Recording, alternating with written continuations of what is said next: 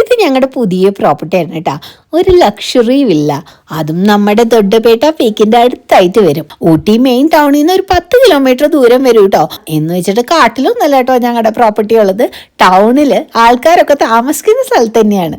4 റൂംസാണ് ഇവിടെ ഉള്ളത്, വിത്ത് അറ്റാച്ച്ഡ് ബാത്റൂമും ബാൽക്കണിയും പിന്നെ കിച്ചൺ ഫെസിലിറ്റിയും ഉണ്ട് കേട്ടോ.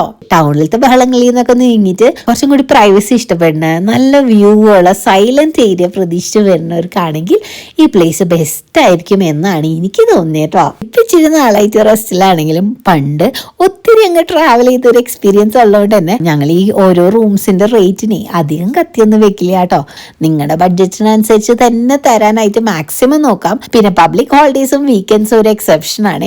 അതുകൊണ്ട് തന്നെ ചെറിയൊരു റേറ്റ് ഡിഫറൻസ് വരെ. ലാസ്റ്റ് ആയിട്ട് എല്ലാവരോടും എനിക്കൊരു റിക്വസ്റ്റേ ഉള്ളൂ, ഈ പ്രോപ്പർട്ടീസ് ഒക്കെ ഇഷ്ടമായിട്ടുണ്ടെങ്കിൽ ബുക്ക് ചെയ്ത് വരണം. ഇഷ്ടമായില്ലെങ്കിൽ ഞങ്ങളുടെ വേറെ ഓപ്ഷൻസ് ഉണ്ട്.